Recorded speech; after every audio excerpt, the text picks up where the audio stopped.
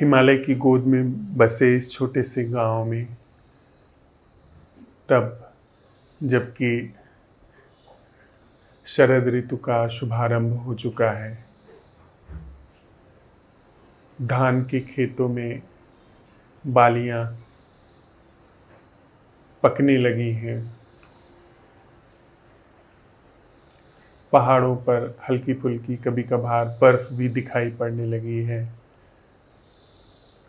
वर्षा की ऋतु में जो नदियों का जल था वह मटमैला हो चला था, लेकिन अब वह वर्षा ऋतु के प्रस्थान के बाद निर्मल हो चला है। पंछियों के गीत वर्षा ऋतु में जो थोड़े मध्यम पड़ गए थे, जब वे निकल नहीं पा रहे थे अपने घोंसले और कोठरों से, अब वे निकल करके बाहर आकर के चारों तरफ गीत गाने लगे हैं। धूप जब मीठी हो चली है, अब उसमें वैसी कर्कशता नहीं बची है।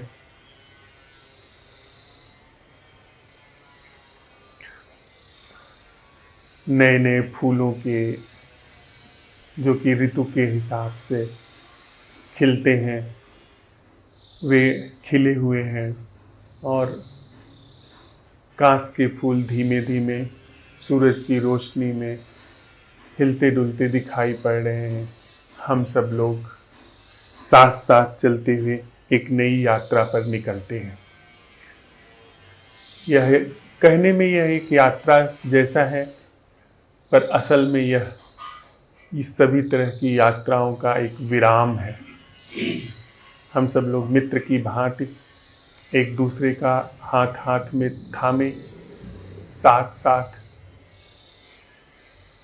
जो लंबे समय से हम लोग ध्यान का,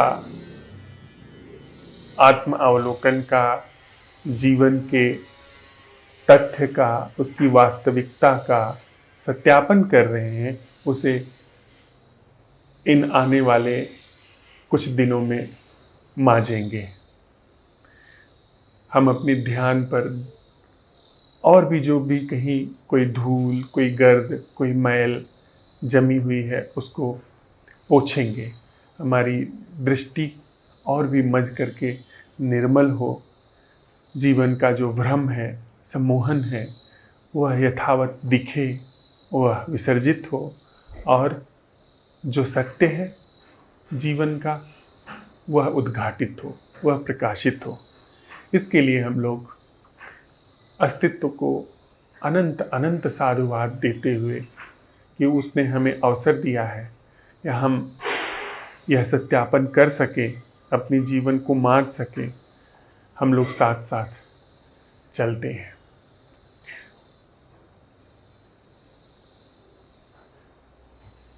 औपचारिक रूप से हम लोगों ने इस ध्यानशाला का जो अन्वेषण बिंदु चुना है वह है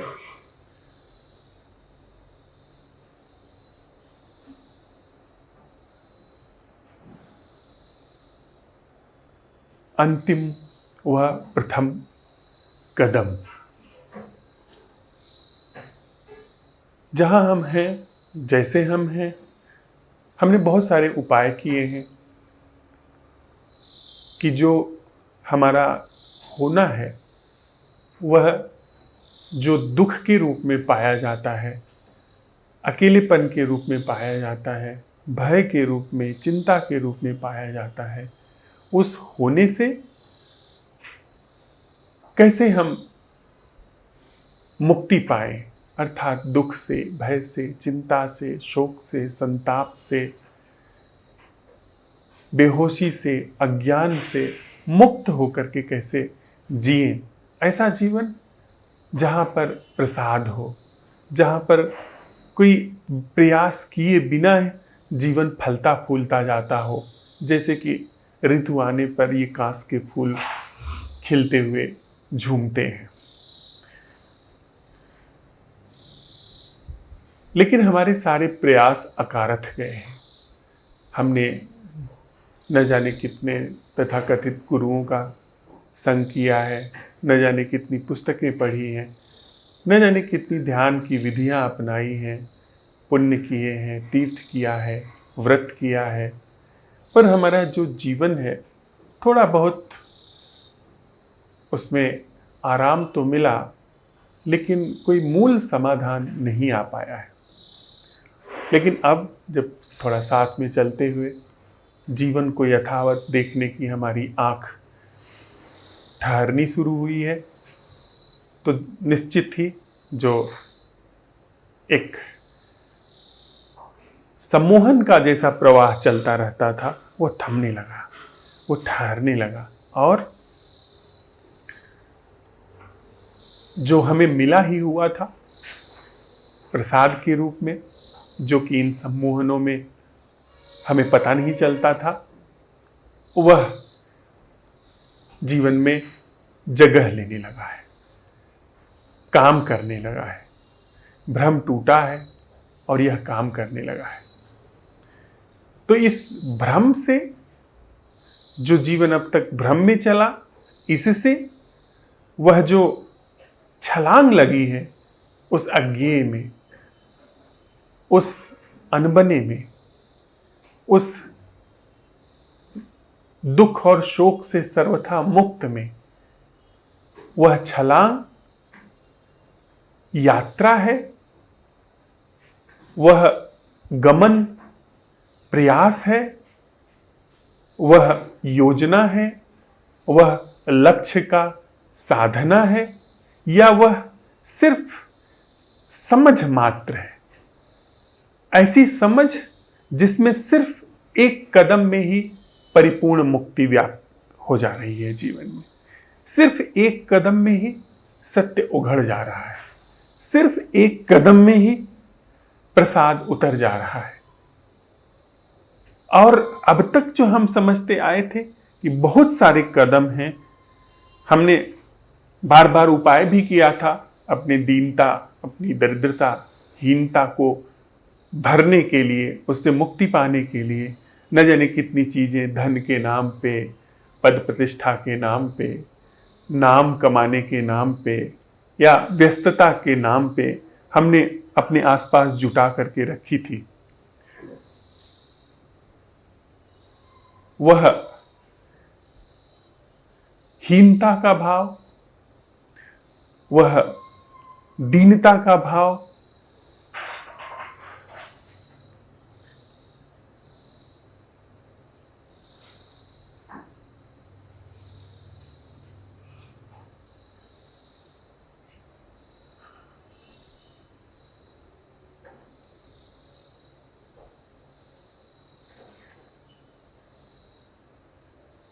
कैसे वह दीनता का भाव मिटाने के लिए इन सब योजनाओं में हमको बहुत सारी यात्रा करनी पड़ी, बहुत सारे कदम उठाने पड़े, बहुत सारा प्रयास करना पड़ा, बहुत सारा आयोजन जुटाना पड़ा था।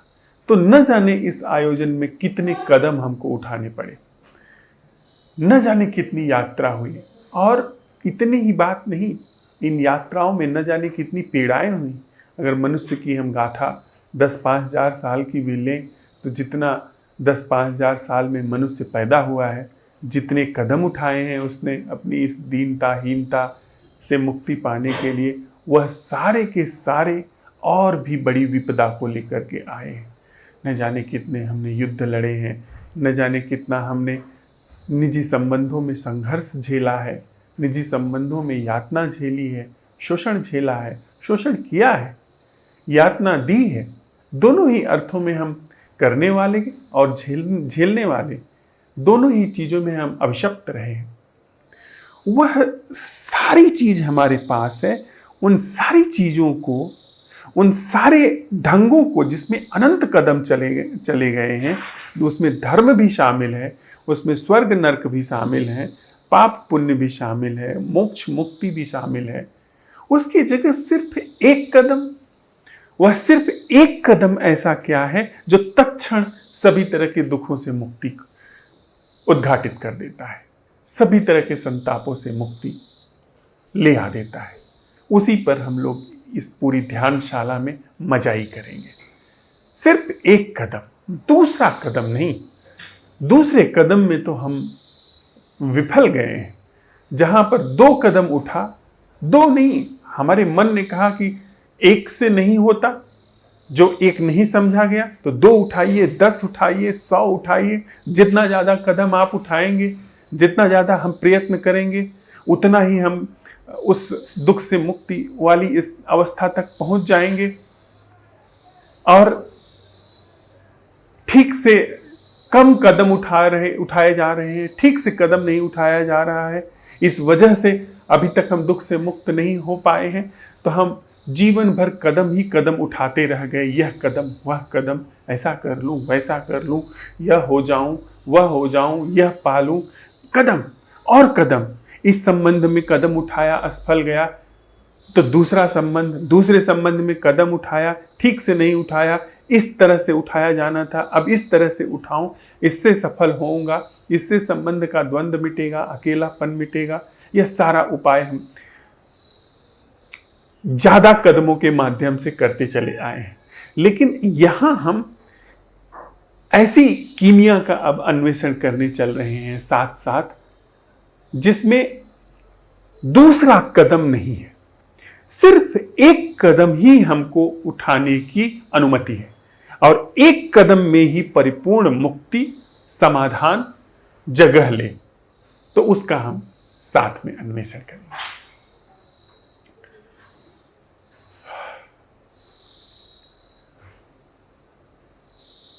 मुझे एक छोटी सी कहानी याद आती है।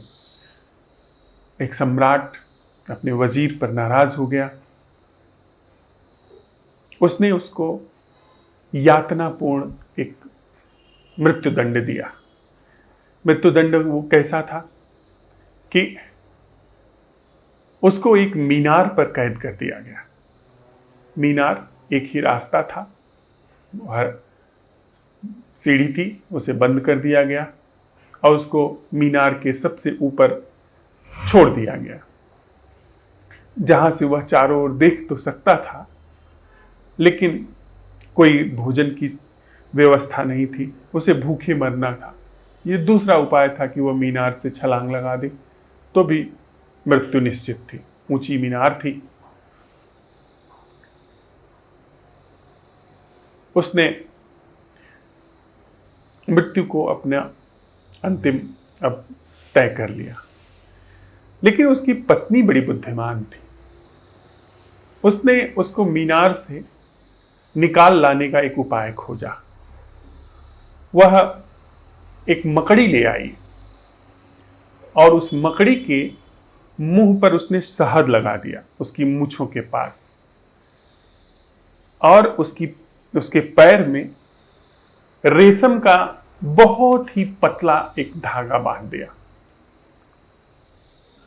ले जाकर के उसने मकड़ी को मीनार के पास छोड़ दिया। मकड़ी किसी को दिख नहीं रही है।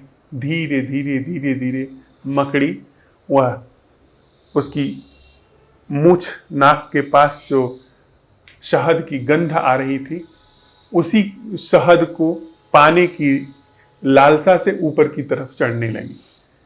चढ़ते चढ़ते वह ऊपर पहुंच गई। उसके पैर में रेशम का धागा बंधा हुआ था। नीचे से उसने इशारा किया अपने पति को। उसने रेशम का धागा पकड़ लिया। रेशम के धागे के पीछे उसने 2-3 रेशम के धागे वाला एक सूत भेजा। उसने वह रेशम का धागा ऊपर खींचा, फिर वो 3 सूत वाला धागा जो रेशम के एक धागे से बंधा था उसे खींचा। फिर इसके बाद उसने उसके पीछे एक बहुत पतली रस्सी भेजी। फिर उस रस्सी से बांध करके एक मोटा रस्सा भेजा। रात का समय, थोड़ी ही देर में रस्सी उसके हाथ में आ गई। रस्सी उसने ऊपर बांधी और नीचे उतर करके भाग गया। यह कहानी बड़े मजे की है, जो मकड़ी के संदर्भ में है। मकड़ी की मूंछ पर शहद लगा हुआ है, लेकिन मकड़ी ऊपर को चढ़ती चली जा रही है, इस आशा में कि शहद कहीं और है। शहद ठीक उसकी मूंछ पर ही है, लेकिन उसको वह कीमिया नहीं पता है कि मूंछ पर रखी हुई शहद का स्वाद कैसे लिया जाए। वह कैसे मूंछ पर रखी हुई शहद को अपने जीभ पर लेकर के आए। उसी प्रत्याशा में वह निकल गई, ऊपर चल गई। उसे कहीं शहद मिला नहीं। हाँ, उसके शहद की खोज में वह जो दंडित मंत्री था वह भाग गया।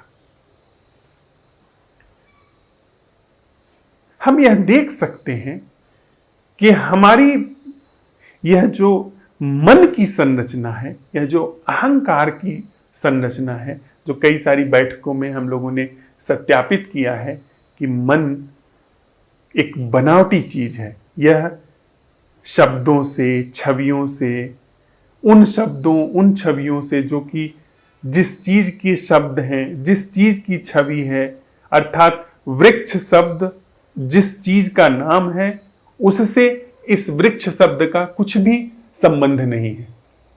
जो घटना कल हुई थी और मेरे अंदर वह छवि बनी हुई है उस घटना की, उस घटना का इस छवि से कोई भी संबंध नहीं है। यह छवि बनावटी है, उपयोगी है पर बनावटी है। इस संरचना से ही यह मैं बना हुआ है। इस संरचना से ही इस मैं का एक जगत बना हुआ है, एक व्यापार बना हुआ है। और वही व्यापार, वही मन हम सब लोगों की को ठग जाता है। असल में जो लोग बूढ़े हो जाते हैं और थोड़ा सा भी विचारशील होते हैं, उनको अक्सर यह बात सामने आती है कि कौन जीवन जी गया। हमको तो पता ही नहीं चला कि कौन जीवन जी गया। वह व्यक्ति कौन था जो पैदा हुआ था, और यह व्यक्ति कौन है जिसको यह पहुंचना, वह पहुंचना, और अंत में खाली हाथ, कुछ नहीं हाथ लगा। फिर जीवन कौन जिया? ऐसा विचारशील वृद्ध लोगों को अक्सर ख्याल में आ जाता है। तो यह जो मूंछों पर लगी हुई शहद के तलाश में यात्रा हुई, इससे मकड़ी को कुछ नहीं हासिल हुआ। हाँ, मकड़ी के इस यात्रा में वह जो अपराधी था वह भाग गया, उसने इसका लाभ ले लिया। तो हमारी जीवन को भ्रामक ढंग से तलाश करने की कोशिश में जो असल जीवन है वह चूक जाता है। असल जीवन ठीक हो सकता है वहीं पर हो, हमारी मूंछ पर ही हो, नाक के ठीक बगल में हो, लेकिन हमको कला नहीं पता है। हमको वही ढंग पता है जिस ढंग से हमने संसार में चीजें कमाई हैं। वही एक ढंग पता है कि कुछ और करना, जैसे यात्रा करनी है हमको यहां से चंडीगढ़ जाने की, तो यहां से बहुत सारे कदम उठाने पड़ेंगे। हमको फसल उगानी है तो बहुत सारे कदम उठाएंगे तब फसल उगेगी। हमें रुपया कमाना है तो बड़ा विधान करना पड़ेगा तब रुपया आएगा। तो वही सोच विचार, वही पैटर्न, वही ढर्रा हमने ये समझा कि जीवन और संबंध के क्षेत्र में भी काम करता है। तो हमने कदम दर कदम उठाया। तो हम जब ठीक से हमें फसल नहीं मिलती है तो हम सोचते हैं कि शायद हमने ठीक से काम नहीं किया, अगली बार ठीक से निराई गुड़ाई करेंगे, खरपतवार दूर रखेंगे तो अगली बार उन खरपतवारों से बचा के रखते हैं तो फसल ठीक से आती है।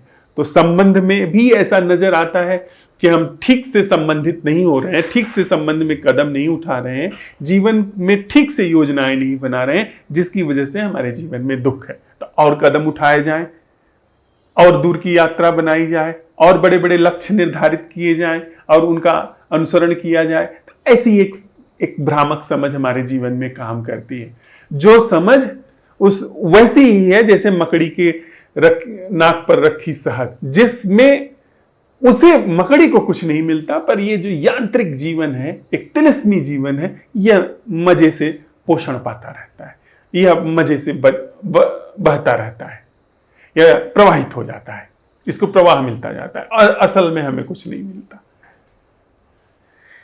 तो इस शहद के लिए सिर्फ एक कदम उठाना था मकड़ी को कि अपनी जीभ निकाल करके अपनी ठीक मूंछ पर वह स्पर्श ले जाती और उसको वहीं शहद मिल जाता, उसको कहीं जाने की जरूरत नहीं थी।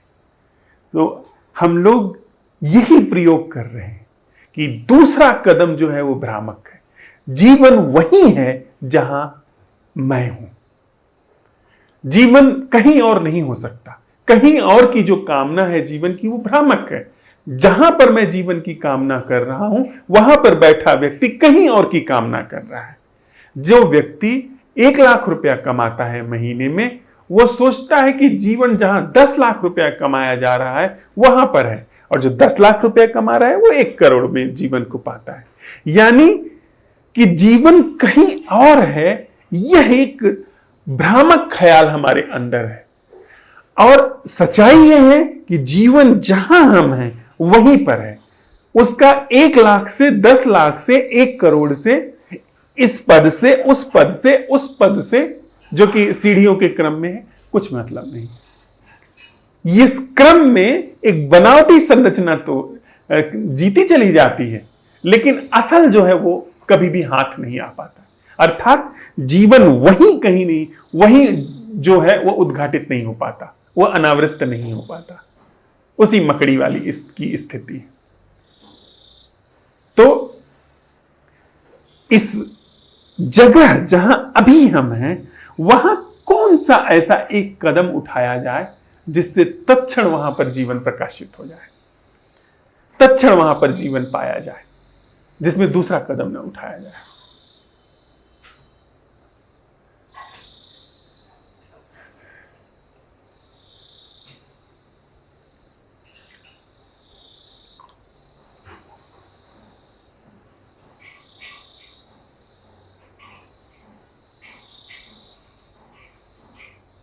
दूसरे कदम को उठाने की हमें अनुमति नहीं, सिर्फ एक कदम उठाना है।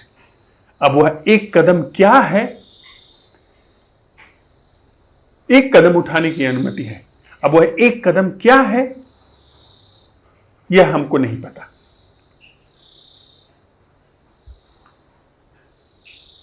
जब हम ये सवाल उठा रहे हैं कि हमारे पास सिर्फ एक कदम है उठाने के लिए, हमारे चित्त की अवस्था क्या है, हमारे अंतस की अवस्था क्या है? क्योंकि सही अर्थों में कहा जाए तो एक कदम उठ गया। जैसे ही हमने यह कहा कि हमको सिर्फ एक कदम उठाने की अनुमति है और सत्य क्या पता लगाना है, सत्य को हासिल होना है, सत्य का अनावरण करना है, तो यह कदम उठ गया। यह पहला कदम है।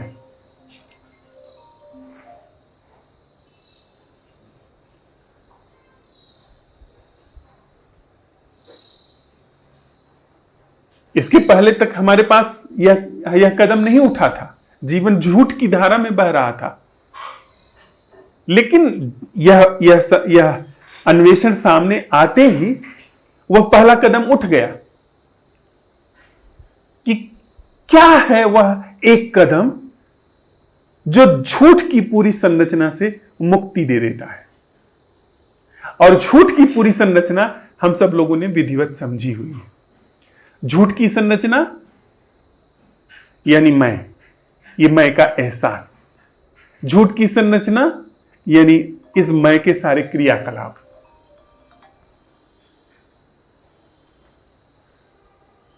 इसकी योजनाएं, इसकी आकांक्षाएं, ये सब इस झूठ की संरचना का क्रियाकलाप है।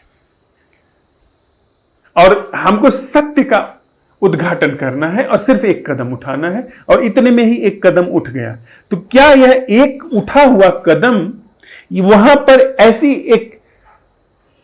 ऐसी दशा, ऐसी अवस्था को नहीं उघाड़ गया जिसमें अब मन में मूवमेंट करने की गति नहीं है, क्योंकि मन को खारिज किया जा चुका है। हम पता नहीं लगाने के लिए आगे बढ़ सकते। पता लग रहा है, मैं पता नहीं लगा रहा हूं। अगर मैं पता लगा रहा हूं तो मैं कदम उठाऊंगा, 1 कदम उठाऊंगा, 2 कदम उठाऊंगा, 10 कदम उठाऊंगा। लेकिन जब अब पता लग रहा है, सिर्फ प्रश्न उठाया गया, अब इस प्रश्न को आगे नहीं खींचा जा सकता, यह आगे नहीं बढ़ सकता। सिर्फ उतना कि क्या कोई ऐसा जीना है जो इस पूरी मायावी जगत से मुक्त है, और सिर्फ 1 कदम उठना है। आगे सोचने का कोई उपाय नहीं, योजना बनाने का उपाय नहीं। तो वहां पर जीवन की अब क्या स्थिति है, क्या अवस्था है? क्या वहां पर जीवन अपने से जाग नहीं गया? वहां पर एक जागरण नहीं पाया गया, और ऐसा जागरण जिसमें मन की कोई गति नहीं है, और यह मन, माइंड के मूवमेंट्स, मैं की योजनाएं, यह ठोक पीट करके रोकी नहीं गई है। हम ठोक पीट करके रोकते हैं ना, हम राम नाम जपते हैं या कोई भी नाम जपते हैं, सांस साधते हैं, विपස්සना करते हैं, सक्रिय ध्यान करते हैं, कुंडलिनी, नाद ब्रह्म, ये कोशिश है, हम साध रहे हैं। साध साध करके ये चीजें ठोक पीट करके बिठाई जा रही हैं। लेकिन यहां पर कोई चीज ठोक पीट करके नहीं बिठाई जा रही। यहां पर सवाल उठाया गया, और सवाल के अनुशासन ने, प्रश्न के अनुशासन ने वहां पर वह अवस्था उद्घाटित कर दी जिसमें मन का हस्तक्षेप नहीं है, क्योंकि मन को जगह नहीं है। क्या स्थिति है वहां पर? हमने सिर्फ 1 कदम को अवसर दिया है, वह कदम हमने भी नहीं उठाया है, वह सिर्फ 1 कदम को अवसर मिला है कि जो झूठ का पूरा साम्राज्य है, उस साम्राज्य से मुक्ति क्या है? परिपूर्ण मुक्ति क्रम में नहीं, समय में नहीं। उस पर हम लोग चलेंगे कि वह क्रम कैसे कैसे काम करता है, और उसको अच्छी तरह समझेंगे कि अंतस के अवलोकन में किस तरीके से क्रम हमको हिप्नोटाइज करता है, किस तरीके से समय हिप्नोटाइज करता है, किस तरीके से लक्ष्य हिप्नोटाइज करता है। इसको हम आने वाली बैठकों में मांझेंगे। लेकिन सबसे पहले हम यह सुस्पष्ट हो लें कि क्रम में वह चीज नहीं मिलने वाली। क्रम का आगे बढ़ना, क्रम की गति, वह मन का क्षेत्र है। सत्य के लिए कोई क्रम नहीं है। सत्य के लिए अधिकतम 1 कदम का उठना है, और वह कदम उठ गया कि वह क्या है जो मन से मुक्त है, वह क्या है जो मैं से मुक्त है। मैं से मुक्त है, मन से मुक्त है, यानी अब आप आगे बढ़ नहीं सकते हैं। मन और मैं का उपयोग करके अब आगे आप नहीं बढ़ सकते। यह प्रश्न का अनुशासन कहता है। हमारा आपका अनुशासन नहीं कि हमने ठोक पीट के बिठाया। यह प्रश्न का अनुशासन कहता है कि अब आप मन और मैं का प्रयोग नहीं कर सकते, पर अन्वेषण चल रहा है, जागरण चल रहा है, अवलोकन चल रहा है, कहीं आगे नहीं बढ़ रहे हैं। ठीक वहीं पर जहां हम हैं, वहीं पर इस चीज का अनावरण हो रहा है कि क्या है अभी और यही जो मन से और बनावटी चीजों से मुक्त है, यांत्रिकता से सर्वथा मुक्त है। वह क्या है?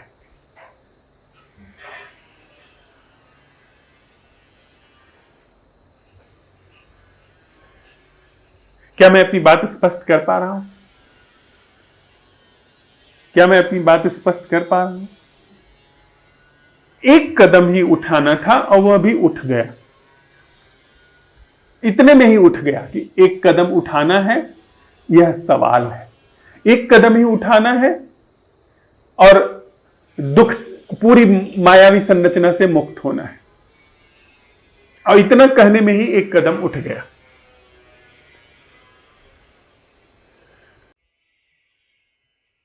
अब यह कदम उठ गया, अब आपके पास और कुछ उठाने का उपाय नहीं, न कुछ सोचने का, न पता लगाने का। माइंड शार्पली, एकदम तीक्ष्ण रूप से, एकदम धारदार रूप से इसकी धार को कौन कुंद करता था? क्रम, सोचना, पता लगाना। मैं इसकी धार को कुंद करता था, इसकी तीक्ष्णता को, इसके नुकीलेपन को, सोच विचार, उपाय, ये सब कुंद करते थे, इसको आगे नहीं बढ़ने देते थे। लेकिन अब वह एकदम शार्प है और वह पता लगा रहा है, वह प्रश्न है। क्या वहां पर जो भी कुछ घट रहा है, जो ऑर्गेनिक अवेयरनेस वहां पर है, और देख सकते हैं कि हम वहां पर एक सहज जागरण है, क्या वह सहज जागरण, नैसर्गिक जागरण, वो मन का उत्पाद है, आपके प्रयास से आया है, या वह पहले कदम में ही उसने सारी चीजें भस्मीभूत हो गई? वह क्या, वह कहें तो सिर्फ प्रश्नवाचक चिन्ह, पहला कदम। मन की, बुद्धि की, मैं की समूची संरचना से पार क्या, ये इतने शब्द हमने प्रयोग किए, पर असल में सिर्फ वहां पे प्रश्नवाचक चिन्ह, उसको भी हटा दे, प्रश्नवाचक एटीट्यूड, यानी अन्वेषक अप्रोच, अन्वेषक नजर, ऐसी अन्वेषक नजर, ऐसी परीक्षण करने वाली नजर जिसको उत्तर स्वीकार नहीं है। नजर तो पैनी है लेकिन उसे उत्तर स्वीकार नहीं है, क्योंकि उत्तर मन के ही क्षेत्र से आते हैं। समझ रहे? उत्तर जितने भी आएंगे, समाधान जितना भी तथाकथित रूप से मन में सुझाव के रूप में आएगा कि ये उत्तर है, वह उत्तर है। उत्तर जब हम शब्द इस्तेमाल कर रहे हैं, उत्तर का मतलब वे उत्तर जिन्हें अप्लाई किया जाना है। समझिए जरा, आप मुझसे पूछते हैं कि यहां से मैक्लोडगंज जाने के लिए कौन सा रास्ता चुने। मैं आपसे कहता हूं कि यहां से आप शीला चौक जाइए, डाड़ी जाइए, इसके बाद कोतवाली बाजार जाइए, फिर आप मैक्लोडगंज पहुंच जाएंगे। ये उत्तर है, ये उत्तर स्वीकार किया जा रहा है, ये उत्तर रखा जा रहा है। इसके बाद आप इस उत्तर को लेकर के अप्लाई करोगे। आप यहां से शीला चौक जाओगे, डाड़ी जाओगे, फिर कोतवाली बाजार जाओगे, फिर मैक्लोडगंज जाओगे। ये उत्तर है। अब यहां पर मन, यहां पर प्रश्न जो है वह एटीट्यूड, वह प्रश्नवाचक दृष्टि, वो उत्तर स्वीकार नहीं कर रही है। ऐसा उत्तर जिसको बाद में अप्लाई किया जाना है, क्योंकि उत्तर जो आता है वो कहीं और ले जाता, जिसके लिए कई और कदम उठाने पड़ेंगे। जो उत्तर मैंने दिया कि कहीं जाना है, मैक्लोडगंज जाना है, उसके लिए आपको यहां से बहुत सारे कदम उठाने पड़ेंगे उस उत्तर को अप्लाई करने के लिए, उस कंप्लायंस करने के लिए, उस उत्तर का अनुसरण करने के लिए उस उत्तर का बहुत सारे कदम उठेंगे। पर इस प्रश्न कह रहा है कि ठीक अभी और यहीं वह जीना क्या है? क्या कोई ऐसा जीना है जो कि मन से, सारी बनावटी चीजों से सर्वथा मुक्त है, जिसमें मन की किसी भी तल पे कोई संभावना नहीं, यांत्रिकता की किसी भी तल पर कोई संभावना नहीं, जो माइंड में नहीं है। अब ऐसी स्थिति में चित्त पूरा जीवन प्रश्नवाचक दृष्टि में है, लेकिन कहीं जा नहीं सकता। ठीक वहीं जहां होना है उसका, वहीं अन्वेषण चल रहा है।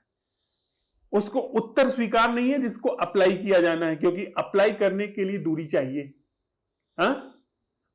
कहीं पहुंचना होगा। वहीं जहां है वो, जहां प्रश्न है, ठीक उसी जगह पर उत्तर का घटित होना है, न कि उत्तर का अप्लायंस करने के लिए आना है। मैं अपनी बात स्पष्ट कर पा रहा हूं? इसका मतलब उत्तर के वो क्रम अब स्वीकार नहीं है। यहां पर प्रश्न का अंत होगा उत्तर, यानी कि पूरी तरीके से यांत्रिकता के जीवन का, मन के जीवन का, मैं के जीवन का अंत होकर के कुछ यदि उद्घाटित होकर के आता है तो हम कह सकते हैं कि वहां उत्तर है। लेकिन अब बड़ी मजे की बात है, अगर सम्यक रूप से यह प्रश्न उठाया गया है तो अगर उत्तर आ रहा है तो वहां पर उत्तर ग्रहण करने वाला कोई नहीं। जीवन तो वहां आ रहा है पर प्रश्नकर्ता विदा हो चुका, क्योंकि प्रश्न जिसने उठाया था उसने ये कहा था कि क्या ऐसा जीना संभव है जो मन से मुक्त है, बुद्धि से मुक्त है, यांत्रिकता से मुक्त है, बनावटीपन से मुक्त है, इस कृत्रिम संरचना जिसे हमने अभी तक जीवन समझा था उससे मुक्त है। यह प्रश्न था और अब उत्तर आया है तो वो उनको पोंछ करके आया है, यांत्रिकता को, बनावटीपन को, अहंकार को पोंछ करके आया, तो उसे रिसीव करने वाला कोई नहीं।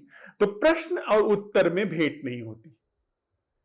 जीवन के धरातल पर प्रश्न और उत्तर में कभी भेंट नहीं होती। केवल काल्पनिक धरातल पर जो प्रश्न आते हैं उन पर उत्तर मिलते हैं। असल के जीवन में प्रश्न और उत्तर कभी नहीं मिलते। प्रश्न का विसर्जन होता है और उत्तर पाया जाता है, दोनों से कभी भेंट नहीं होता है। वस्तुतः प्रश्न, और ठीक से कहा जाए तो प्रश्न जो झूठ है उसको पोंछ जाता है और उत्तर पाया जाता है। वो ऐसे ही है जैसे अंधकार और प्रकाश की कभी भेंट नहीं होती। वो दोनों कहीं ऐसा नहीं हम कह सकते हैं कि अंधकार और प्रकाश दोनों गलबहियां कर रहे हैं। जहां प्रकाश है वहां अंधकार नहीं है। जहां पे सच में ही ऐसा जीवन उद्घाटित हुआ जो नैसर्गिक है, जो अमृत है, जो अकाल है, वहां पर यांत्रिक जीवन नहीं पाया जाएगा। तो इस असंभव प्रश्न ने वह सारी संरचना को पोंछ दिया जो बनावटी थी, जो यांत्रिक थी, और वहां वह चीज पाई गई जो नैसर्गिक है, जो कालातीत है, वो वहां पर उघड़ करके आ गई। तो इसी हम लोग इस पर संवाद करेंगे, इस पर हम लोग आज दिन भर बैठक करने वाले हैं, व्यक्तिगत संवाद करने वाले हैं, और सांझ की बैठक में इस पर हम और भी विस्तार से चर्चा करेंगे कि एकमात्र कदम उठाने की हमको अनुमति है।